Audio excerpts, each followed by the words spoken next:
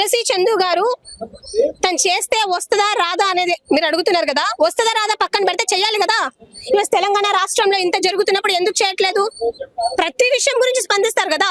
దిల్సుఖ్ నగర్ గల్లీలలో మా విద్యార్థులు వర్షం పడుతుంటే కూడా కూర్చొని అడుక్కుంటున్నారు ఉద్యోగాల కోసం. ఎందుకు చేయట్లేదు?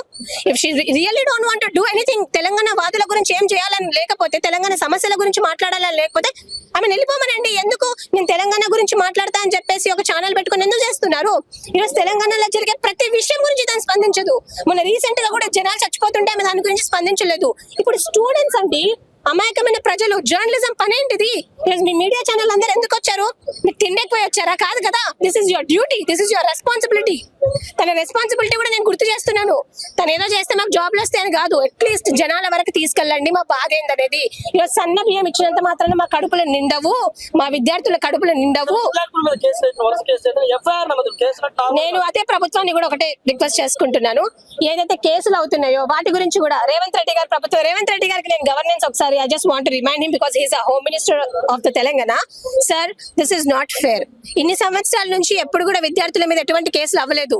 మీరు ఈరోజు కేసులు చేసి వాళ్ళ కెరియర్ ని మీరు స్పాయిల్ చేస్తున్నారు. ఆ విద్యార్థులు సైలెంట్ గా ఉంటారా? రేపు పొద్దున మీరు గద్దె దిగే వరకు కూడా మేము ప్రయత్నిస్తూనే ఉంటాం. డెఫినెట్లీ ఎట్లాగైతే ఊరూరు వెళ్ళి మళ్ళీ చెప్తాము వీళ్ళు చేసేది ఏంటి, వీళ్ళు ఏం చేస్తున్నారు అని చెప్పేది. ఏమీ చేయట్లేదు కాంగ్రెస్ ప్రభుత్వము.